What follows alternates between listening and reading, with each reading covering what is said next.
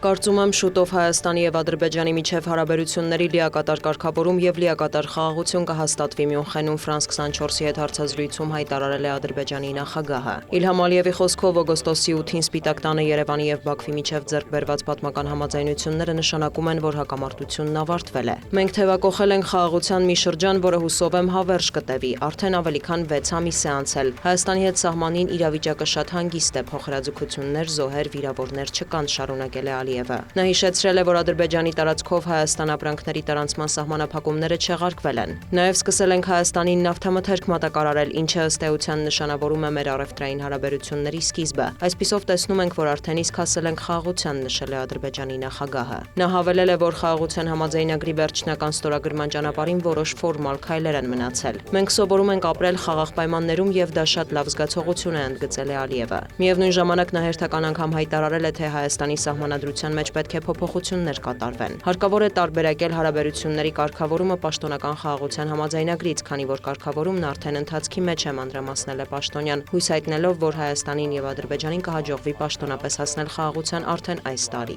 Խոսելով ԱՄՆ փոխնախագահի հետ ունեցած հանդիպման մասին, Ալիևը տեղեկացրել է, որ J.D. Vance-ի հետ ի թիվս այլ հարցերի քննարկել են TRIP-ի նախագիծը։ Նա համոզմունք է հայտնել, որ նախաձեռնությունը կյանքի կկոչվի։ Լրագրողի հարցին ի պատասխան Ալիևը հաստատել է, որ Vance-ը բարձրացրել է Ադրբեջանում պահվող հայերի հարցը։ Ես ներկայացրի Բաքվի դիրքորոշումը եւ այդքան է, հավելել է նա։ Մյունխենում պանելային քննարկման ընթացքում ընդլայնման հարցերով Եվրահանձնակատար Մարտակոսը շեշտել է ԵՄ-ն աջակցում է Հարավային Կովկասում խաղաղության գործընթացներին։ Նա ընդգծել է, որ Հայաստանի եւ Ադրբեջանի միջև խաղաղությունը նոր դռներ է բացել, Եվրամիությունը ուրախ է գործակցել երկու երկրի հետ ձևավորելու գլոբալ երթուղիներ։ Նրա խոսքով միջին միջանցքում հսկայական փոփոխություններ են տեղի ունենում եւ դա հնարավոր չէր լինի առանց Հարավային Կովկասում կայունության։ Եվրոպան տեսնում է, որ TRIP-ի նախագիծը կարող է իրական առաջընթաց լինել տարածաշրջանի համար, հավելել է Մարտակոսը։ Եվրահանձնակատարը հավելել է, որ Եվրամիությունը կազմում է Հայաստանի, Ադրբեջանի եւ Թուրքիայի հետ կոնկրետ նախագծերի ցանկ սահմանելու գործակցության առաջնահերթությունները։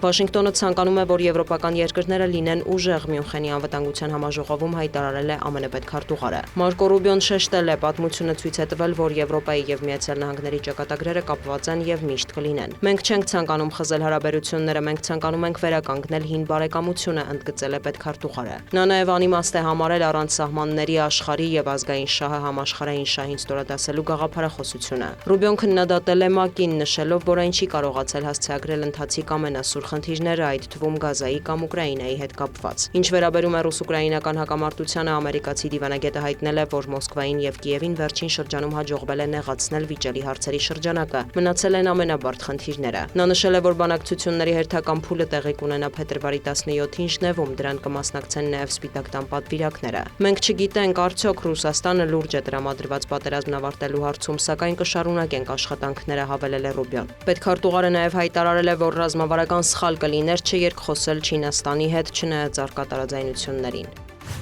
Մյունխենի անվտանգության համաժողովի ընթացքում հայտարարություններով է հանդես եկել Վոլոդիմիր Զելենսկին, խոսելով Վաշինգտոնի միջնորդությամբ Կիև-Մոսկվա բանակցությունների մասին, նա ընդգծել է. «Սխալ է, որ Եվրոպան բանակցությունների սեղանի շուրջ չէ»։ Ուկրաինայի նախագահը հույս է հայտնել, որ Ժնևում կայանալիք բանակցությունները կառուցողական կլինեն։ Սակայն երբեմն թվում է, թե կողմերը խոսում են տարբեր բաների մասին, իսկ երբ զիջումների հետ կապված առաջարկներ են հնչում, դա սովորաբար ենթադրում է զիջումներ Կիևի, այլ ոչ Ռուսաստանի կողմից, մտահոգություն է հայտնել Զելենսկին։ Էմանուել Մակրոնն էլ Մյունխենում հայտարարել է Ռուսաստանի հետ ուղիղ շփումներ սկսելու անհրաժեշտության մասին։ Ֆրանսիայի նախագահը համոզված է, որ Եվրոպան պետք է ուժեղ դիրքում լինի ապագայում Մոսկվայի հետ բանակցելու համար։ Ուստի հարկավոր է ակտիվորեն զարգացնել պաշտպանական ոլորտը, մասնավորապես հեռահար համակարգերը։ Մակրոնի խոսքով Եվրոպան դեռ կբախվի Ռուսաստանի ագրեսիային, նույնիսկ եթե ռուս-ուկրաինական պատերազմն ավարտվի։ Խաղաղության համաձայնագրի կնքումից հետո Եվրոպան պետք է Ռուսաստանի հետ համակեցության կանոններ սահմանի, էսկալացիայի ռիսկը սահմանափակելու համար, շեշտել է Ֆրանսիայի նախագահը։ Դիանա Գասպարյան, լուրեր։